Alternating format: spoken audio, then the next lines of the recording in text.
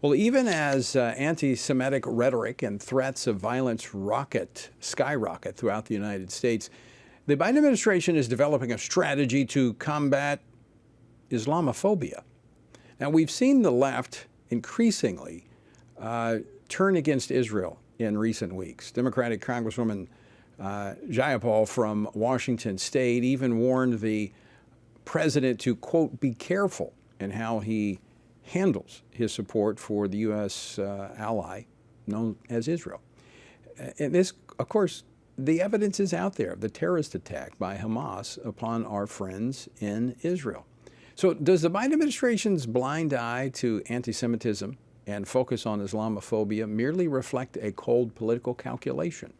Join me now to discuss this, Congressman Randy Weber. He serves on the House Committee on Energy and Commerce and the House Committee on Science, Space, and Technology, represents the 14th Congressional District of Texas. Congressman Weber, welcome back to the program. Great to see you. Thank you, Tony. It's good to be here.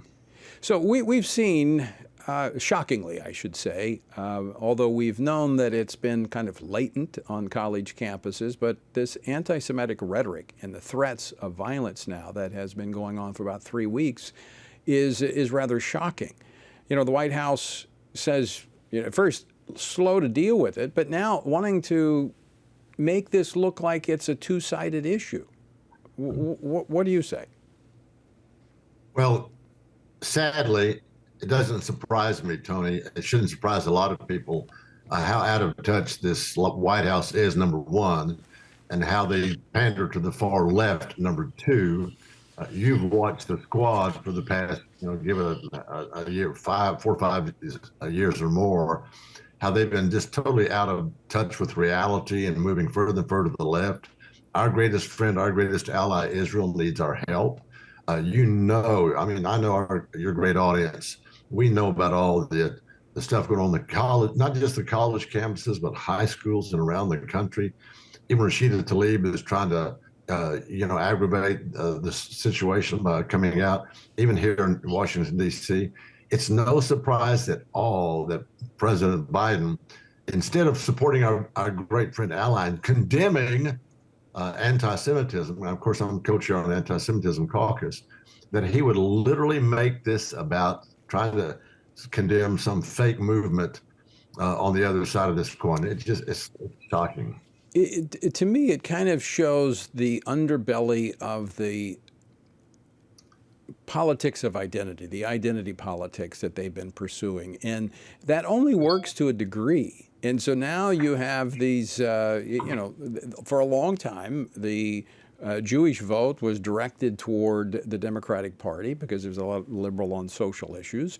But now there's this conflict within the Democratic Party and the left. I mean, this could potentially reshape the political landscape of the country.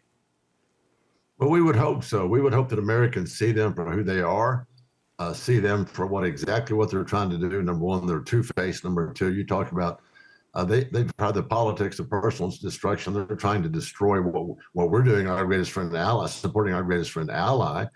They're trying to make this sound like it's about the Israelis attacking Hamas, and all one has to do is look at those videos. And I know you've heard this. Some of the rhetoric has been that, those are fake videos. Some of they've actually literally in the process of brainwashing some of our youth around the country, so that they don't believe their very own eyes. And it doesn't surprise me that they're attacking the left. I mean, the left is attacking Israel. We'll see if Americans stand up and kick them out of office. I hope you're right. Being a part of the Anti-Semitism Caucus and protecting our friends, our Jewish friends, there's during my time, and I've mentioned this several times in the program, but during my time as chairing USERF, we looked at the rise in Western Europe of anti-Semitism as a warning sign of greater hostility toward faith as a whole. And so as Christians in this country, we need to be looking at this and taking note, because don't think it's going to stop with a hatred for Jewish people. Oh, and you remember the famous pastor back in Germany during the day when they came from the Lutherans. I didn't say anything. When they came from the Catholics, I didn't say anything.